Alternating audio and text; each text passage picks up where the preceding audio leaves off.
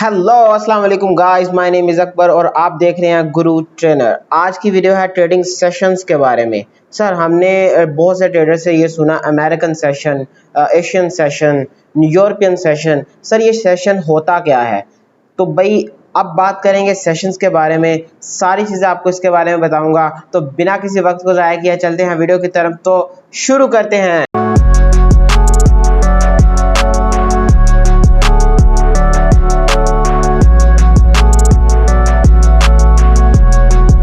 Okay जी, तो market sessions के बारे में बात करते हैं। मार्केट सेशन को समझने के लिए आपको एक एग्जांपल समझाता हूं। सबसे पहले आप एज अ ट्रेडर क्या कर रहे होते हैं कि मार्केट या तो ऊपर जाएगी या नीचे जाएगी। अगर तो मार्केट ऊपर जाएगी और आपने ट्रेड यहाँ पर ली तो फायदा आपको, और अगर आपने यहाँ पर ट्रेड नीचे की ले ली तो आपको नुकसान है। यानी आपको यहाँ पर फायदा और नुकसान के चांसेस 50-50% हो जाते हैं। लेकिन अगर एक ऐसी कंडीशन आ जाए कि मार्केट ना तो ऊपर जा रही हो और ना नीचे जा रही हो, तो फिर क्या करेंगे? फॉर एग्जांपल देखें, यहाँ पर आपने ट्रेड ली तो आप पॉजिटिव में हैं, यानी आप फायदे में हैं। ठीक है, आपने यहाँ पर इस कैंडल पे, यानी कि ये जो ब्लैक बड़ी कैंडल नजर आ रही है, आपने यहाँ पर ट्रेड ले ली, या आपने ये जो बेरिश कैंडल नजर आ रही है, आपने यहाँ पर सेल की ट्रेड ले ली। अब मार्केट सेल होके दोबारा फिर, यानी कि ये एक कंसोलिडेशन पार्ट आ गया। ठीक है, इसे बोलते हैं चोपी जोन। ठीक है, और इस जोन पे ना ही ट्रेड की जाए तो बेहतर है। क्यों? क्योंकि यहाँ पर मार्केट की एक्टिविटी ही नहीं हो रही। आप यहाँ पर अगर मार्केट को बाय भी करेंगे तो तब भी कोई फायदा नहीं। आप यहाँ पर सेल भी करेंगे, ना तो मार्केट नीचे जा रही है ना तो मार्केट ऊपर जा रही है, तो कोई फायदा ही नहीं है ना। तो इस वजह से आपने यहां पर बाय करना है और यहां पर सेल करना है। अब ये सर किस तरह पता चल जाएगा कि यार यहां पर बाय करना तो मार्केट ऊपर जाएगी, यहां पर सेल करना तो मार्केट नीचे जाएगी? तो भाई मार्केट सेशंस की यही तो इंपॉर्टेंस है। हमें इससे ये पता चल जाता है कि मार्केट कब अब वोलेटाइल होने वाली है, कब ऊपर ज्यादा जाने वाली है या नीचे ज्यादा जाने वाली है, या मार्केट अब कंसोलिडेशन पार्ट पे आ गई है। ठीक है, हमें ये पता चल जाता है। अच्छा, इसकी पहले डेफिनेशन पढ़ते हैं। इसका मतलब ये हुआ कि दुनिया के मुख्तलिफ हिस्से हैं। आपको ये पता है कि दुनिया गोल है। ठीक है, अगर दुनिया राउंड है, गोल है, तो अगर दुनिया के एक हिस्से में सूरज चढ़ रहा हो और दूसरे हिस्से में गुरूब हो रहा होता है। ठीक है, इसी को हमने ट्रेडिंग सेशंस में अप्लाई करना है। ठीक है, इसी चीज़ को याद रखें। अगर न्यूयॉर्क में शाम के 5 बज रहे हो ना, तो न्यूजीलैंड में सुबह के 9 बज रहे होते हैं, यानी 16 घंटे न्यूयॉर्क और न्यूजीलैंड का फर्क है। ठीक है, आपने इस चीज़ को एक मतलब समझ लें, 16 घंटे का फर्क है। अगर बैंक जो है, जो न्यूयॉर्क में बैंक्स बंद हो रहे होते हैं आमतौर पे 5 बजे शाम के, तो न्यूजीलैंड में वो बैंक खुल रहे होते हैं। यानी कि जो फॉरेक्स की जो मार्केट है वो इधर क्लोज होती है तो न्यूजीलैंड में खुल जाती है। इसका ये मतलब हुआ। तो यही सेशन हमें समझाता है कि एक सेशन अगर बंद होता है ना, तो दूसरा सेशन खुल जाता है। यानी कि ट्रेडिंग सेशन की तारीफ हम ऐसी ले सकते हैं, दुनिया के मुख्तलिफ हिस्सों में एक मखसूस वक़्त में ट्रेडिंग एक्टिविटी का ज़्यादा हो जाना ट्रेडिंग सेशन है। ठीक है, समझ आ गई आपको? इसकी मैं मज़ीद एक क्लैरिटी करता हूँ एक एग्जांपल के ज़रिए। तो उस एग्जांपल की तरफ चलते हैं। देखें, यहाँ पर एक दुकान है वेजिटेबल वाली। ठीक है, अब हर बंदे को पता है कि इस वेजिटेबल वाली दुकान पे 7 बजे ना, 7 AM यानी सुबह के 7 बजे फ्रेश वेजिटेबल्स आ रहे हैं। तो सबको पता है कि यहाँ पर फ्रेश वेजिटेबल्स 7 बजे मिलते हैं, तो ज़्यादा कस्टमर आएंगे। ठीक है, इस दुकान पे क्यों? क्योंकि उसे पता है, कस्टमर्स को पता है कि 7 बजे, उसे टाइम का पता है कस्टमर को कि क्या कि 7 बजे फ्रेश वेजिटेबल्स यहाँ पर मिलते हैं। और अगर यही दुकान 12 बजे, ठीक है, जो 7 टाइम गुजरता गया, 12 बज गए और इस पे इतने सारे वेजिटेबल्स पे अब सिर्फ थोड़े से वेजिटेबल्स एक टोकरी में पड़े हैं, अब यहाँ पर ज्यादा कस्टमर आएंगे कि 7 बजे कस्टमर आएंगे? आपसे ये सवाल है। अच्छा, तो यार जारी बात है यहाँ पर कस्टमर कम आएंगे, क्योंकि हर बंदे को पता है कि यार 12 बजे जो वेजिटेबल्स की दुकान है वो आमतौर पे सिर्फ उसके पास थोड़े ही नॉन फ्रेश वेजिटेबल्स हैं। अब यहाँ पर सिर्फ एक दो बंदा आता है। इसी एग्जांपल को लेना है कि ट्रेडिंग सेशन में जब ट्रेडिंग सेशन ओपन होता है तो बहुत सारे कस्टमर होते हैं, लेकिन जैसे ही ट्रेडिंग सेशन खत्म हो रहा होता है तो कस्टमर आहिस्ता आहिस्ता कम होने शुरू हो जाते हैं। तो जब कम होते हैं तो ट्रेडिंग एक्टिविटी भी बहुत ज़्यादा कम हो जाती है। तो जब कस्टमर कम आ रहे हों, जब 12 बजे हों, वेजिटेबल नॉन फ्रेश हों, तो हमने वह तब नहीं जाना, हमने तब जाना है जब वेजिटेबल भी फ्रेश हों, तो ज़्यादा कस्टमर भी हों, ठीक है, तब हमने जाना है मार्केट में। अच्छा जी, ये जो मार्केट सेशंस हैं ये 4 हिस्सों में तकसीम किए हैं।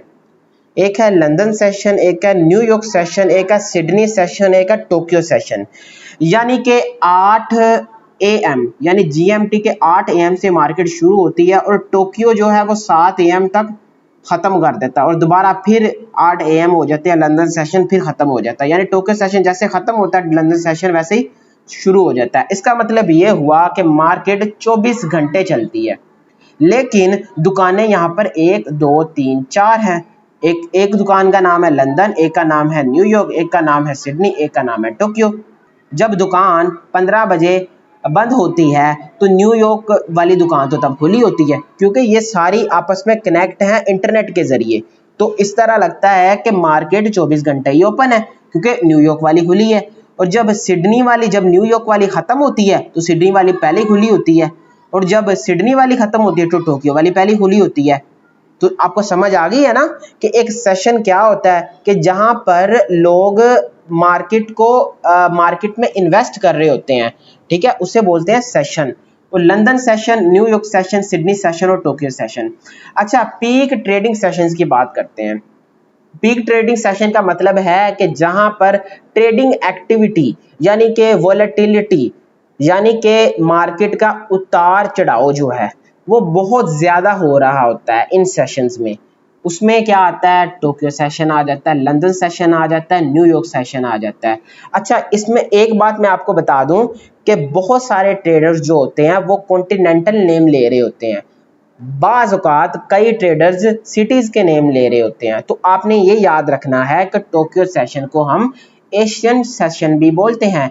एशियन सेशन में टोक्यो सेशन और सिडनी सेशन दोनों आते हैं, ये याद रखें। लेकिन पीक ट्रेडिंग सेशन यानी कि जहां पर वोलेटिलिटी बहुत हाई होती है, उतार चढ़ाव मार्केट का बहुत ज़्यादा होता है, उसमें टोक्यो सेशन आता है।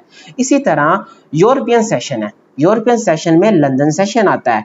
अमेरिकन सेशन यानी नॉर्थ अमेरिकन सेशन में न्यूयॉर्क आता है। तो कोई आपको बोले ना कि भाई अमेरिकन सेशन में हम ट्रेड करेंगे, तो आपको ये ज़हन में आ जाना चाहिए कि यार वो न्यूयॉर्क सेशन की बात कर रहा है। अगर यूरोपियन सेशन की कोई बात करे ना, तो आपको पता होना चाहिए कि ये लंदन की बात कर रहा है, लंदन सेशन की बात। एशियन सेशन में पता होना चाहिए कि यार ये टोक्यो और सिडनी सेशन की बात कर रहा है। लेकिन अगर पीक ट्रेडिंग सेशन में कह रहा है तो उसका मतलब है वो टोक्यो सेशन की बात कर रहा है। अच्छा, इसमें मैं आपको पेयर्स के बारे में बताऊंगा। इस ग्राफ को आपने स्क्रीनशॉट लेना है, ठीक है, आपने ना सारी नोट करते जाएं। ये चीज़ें मैं आपको बता रहा होता हूँ, ये सारी चीज़ें नोट करते जाएं और बाद में से दोहराएं। ये आपको मैंने एक ग्राफ बताया है और इस ग्राफ में मैंने मुख्तलिफ पेयर्स यूज़ किए हैं। इस ग्राफ को समझें। ये जो नीली लाइन या नीला डब्बा आपको छोटा सा नज़र आ रहा है, टोक्यो का नज़र आ रहा है, इसका मतलब है ये टोक्यो सेशन है। टोक्यो सेशन में यूरो यूएसडी पे कितना फ़र्क पड़ता है, ये है पिप्स, यानी 50 पिप्स से 75 पिप्स तक का फ़र्क पड़ता है यूरो यूएसडी में। यानी यूरो यूएसडी जो उतार चढ़ाव है ना, वो कितना फ़र्क पड़ता है, तकरीबन 75 पिप का, ठीक है। और इसी तरह लंदन सेशन की बात की जाए, लंदन सेशन में यूरो यूएसडी के पेयर में कितना फ़र्क पड़ता है, 100 से अबव का फ़र्क पड़ता है, ठीक है। इसी तरह न्यूयॉर्क सेशन की बात की जाए तो उसमें कितना फ़र्क पड़ता है, उसमें तकरीबन 90 यानी 90 पिप्स का फ़र्क पड़ता है। यानी 90 पिप्स मार्केट उतार चढ़ाव कर रही होती है, ऊपर जा रही होती है या नीचे जा रही होती है। इसी तरह जीबीपी की एग्जांपल ले लेते हैं, यूएसडी की। आप इसे ना ट्राई करें, ठीक है, इस ग्राफ को समझें कि यार ये क्या रहा है। टोक्यो सेशन हमें नीले और लंदन हमें रेड में और न्यूयॉर्क हमें येलो में, ठीक है। तो ये हमें सारा इंफॉर्मेशन दे रहा है। अच्छा, दिस इज़ ओनली एवरेज, ठीक है, ये सिर्फ एवरेज बता रहे हैं आपको, ठीक है, ग्राफ के जरिए कि यार इन सेशंस में इस तरह हो जाता है, इस पेयर में, ठीक है। जिस तरह जीबीपी में, जेपीवाई में, लंदन सेशन में कितनी ज़्यादा मूवमेंट हो रही होती है, 150 पिप तक मतलब टच कर लेता है। तो आपको जीबीपी जेपीवाई में पेयर मतलब सिलेक्ट करके उसकी एनालिसिस करके उसमें ट्रेड करनी चाहिए, क्योंकि उसमें फ़ायदा ज़्यादा है। तो फ़ायदा है तो नुकसान भी है, लेकिन अगर आप टेक्निकली करेंगे, ठीक है, तो फिर आपको फ़ायदा ही होगा। अच्छा जी, मार्केट सेशंस की तरफ दोबारा चलते हैं। सर ये तो हमें बता दें कि हमारी कंट्री में, यानी अगर हम पाकिस्तान में रह रहे हैं या इंडिया में रह रहे हैं, हमारे मुल्क के टाइम के मुताबिक सेशन कब शुरू होगा या ख़त्म होगा, हमें किस तरह पता चलेगा? ये तो सर आप अंग्रेज़ों का बता रहे हैं, ये तो सर जीएमटी का बता रहे हैं आप। आपने forexfactory.com पे जाना है, ठीक है। forexfactory.com पे आप गए, ठीक है। उसके बाद आपने एक चीज़ करनी है, एक चीज़ ये करनी है कि forexfactory.com में जाने के बाद ना आपने ये लॉगिन है, ये ज्वाइन है और यहाँ पर एक टाइम बताया है, ठीक है। इस पर आपने क्लिक करना है। जैसे ही आप इस पर क्लिक करेंगे ना तो आपको खुद ब खुद टाइम जोन की ये फैसिलिटी दे देगा, ठीक है। ये जो forexfactory.com है ना, ये खुद ब खुद ही आपको टाइम बता देगा। अगर तो ये टाइम आपको नहीं बता रहा, फॉर एग्जांपल मैं अभी पाकिस्तान में रह रहा हूँ, तो मेरा जो टाइम जोन होगा वो इस्लामाबाद कराची का होगा, ठीक है। इसी तरह अगर आप कुवैत में रह रहे हैं तो आपने ये, इस्तांबुल में रह रहे हैं तो आपने ये सिलेक्ट करना है। इसी तरह जो भी मतलब आपकी कंट्री का टाइम जोन है ना, वो आपने यहाँ पर सिलेक्ट करना है। पहली शर्त यह है कि इसको आपने सिलेक्ट करना है। उसके बाद आपने इसे सेव कर देना है, ठीक है। जिस तरह आप इसको सेव करेंगे तो आपने नीचे जाना है, ठीक है। कुछ भी नहीं देखना, ये बहुत सारी कॉम्प्लेक्स चीज़ें आपको जो नज़र आ रही है ना, ये बहुत ही आसान चीज़ें हैं, मैं आपको ये सारा समझाऊंगा, लेकिन आपने अभी के लिए सिर्फ सेशन को ध्यान देना है। सबसे नीचे जाएं, जैसे आप सबसे नीचे जाएंगे ना, यहाँ पर लिखा है सेशन, लिखा है, नज़र आ रहा है ना आपको सेशंस। अब जब ये सेशन समझ आ रहा है तो अब आपका ये जो मतलब जो सेशन का जो इसने सेटिंग कर दी है ना, वो आपकी कंट्री के हिसाब से है। अभी देखें यहाँ पर 11:41 हो रहे हैं AM के, यहाँ पर मेरी घड़ी में भी 11:41 ही हो रहे हैं। और अभी जो सेशन चल रहा है ना, वो टोक्यो सेशन चल रहा है। अच्छा, इसके बाद जो सेशन ओपन होगा वो होगा लंदन सेशन। और लंदन सेशन कब होगा ये मुझे इसने टाइम बता दिया है। मुझे इसने बताया है कि बिगन्स एट 18 और 12 PM, यानी कि 12 बजे, अभी जो 12 बजने वाले हैं, ठीक है, 42 में 17 मिनट रह गए हैं, 17 मिनट में लंदन सेशन ओपन हो जाएगा। अब मुझे तो इसमें कुछ करने की ज़रूरत ही नहीं है, ठीक है। मुझे सिर्फ forexfactory.com पे आना है, अपना टाइम जोन सिलेक्ट करना है और नीचे आना है, और मैंने अपना सेशन देख लिया कि भाई अब सेशन कौन सा शुरू होने वाला है। अच्छा, इसमें अब ट्रेड किस तरह करनी है आपको पता है ना, कि लंदन सेशन 12 बजे शुरू होने वाला है। तो अब आप देखें कि लंदन सेशन में कौन से पेयर्स ज़्यादा मूवमेंट दे रहे हैं। लंदन सेशन है रेड वाले में कौन कौन से, देखें लंदन सेशन में तकरीबन सारे पेयर्स मूवमेंट देते हैं, लेकिन ज़्यादा कौन से देते हैं, euro JPY, GBP JPY, euro CHF, तो इसी तरह यूरो USD। तो भाई ये जो पेयर्स हैं इनके टेक्निकल एनालिसिस करें, उसके ऊपर ट्रेड करें। So this is all about from my side. Thank you for watching. Subscribe channel, like करें, शेयर करें। अगर पसंद आए तो यार थोड़ा प्रमोट कर दिया करें, मैं भी आपके लिए इतनी मेहनत करता हूँ तो यार इतना तो मेरा हक बनता है ना कि आप मुझे लाइक करें और शेयर कर दें, ठीक है। मिलते हैं नेक्स्ट वीडियो में। नेक्स्ट वीडियो में आपको बताऊंगा कौन से अच्छे टाइम है ट्रेड करने के लिए, कौन से बुरे हैं, ठीक है, उसके बारे में बात करेंगे। तो आज के लिए चलते हैं, अल्लाह हाफिज़।